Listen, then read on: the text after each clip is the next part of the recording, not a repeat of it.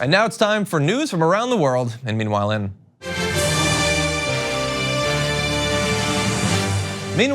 Gabon, a haven for a number of different primate species, including gorillas and chimpanzees. They don't want you going anywhere near them because you're sick. And I think understandably their position.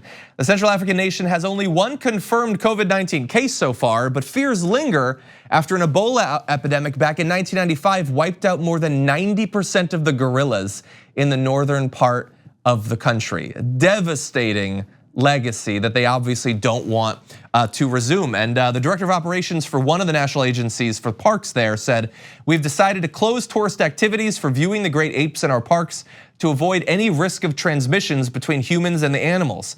The respiratory viruses that affect humans are easily transmitted to great apes because the two species are so closely related." And so I had not even thought about that. One of the reasons we're including this story today is because you probably too had not thought about that. We've asked questions about whether our pets can get this and this sort of thing. But some animal species are very vulnerable for it and obviously would not receive the same sort of medical care if they got it.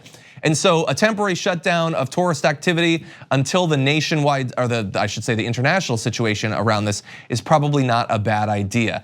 But in that country, gorillas, chimpanzees are not the only animals that views are changing towards.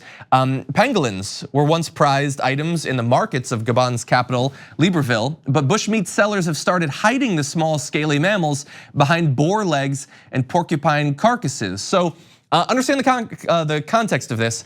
They were considered the most trafficked animal in the world up until very recently, possibly still, but because of the links, either in reality or in belief between these little creatures, which are, I think we can agree, absolutely adorable, and COVID-19, suddenly people's minds are changing on that.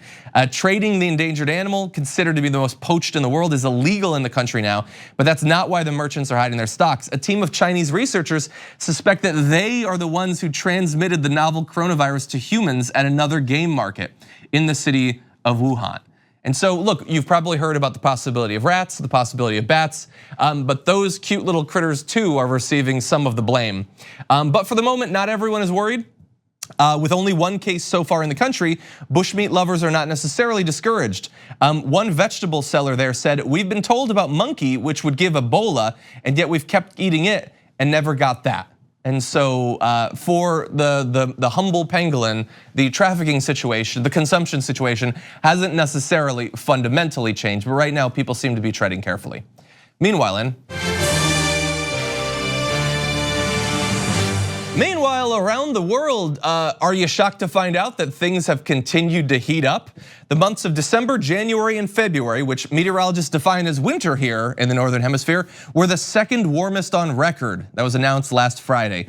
Only the El Nino-fueled winter of 2015 to 2016 was warmer, according to NOAA. Now, I'll give you a few examples. Some of the most extreme warmth was in Russia, which smashed its record for warmest winter.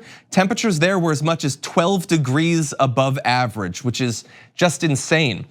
This weird warmth messed with the region's flora and fauna. Flowers started to bloom early in the winter. Some bears even awoke from hibernation at the zoo early, which is obviously problematic. And that is also having problems like we talked not too many weeks ago about locust swarms, which are being impacted by climate change as well. So this is significant. But understand that while we all have a part to play in dealing with this, we're not all equally responsible for it. The rich apparently are more to blame for the global climate crisis, according to a study by the University of Leeds, looking at 86 different countries. The wealthiest 10% of people consume about 20 times more energy overall than the bottom 10 wherever they live.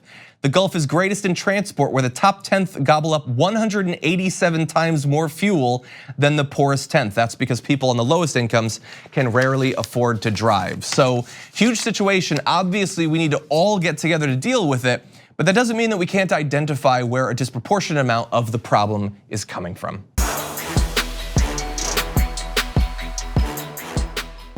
For more political news, breakdowns, interviews, stories of activism, and me trying my hardest to care about the occasional big celebrity news story, subscribe to our YouTube channel at youtube.com/thedamagereport. And you can ring the bell wherever it is so you don't miss anything.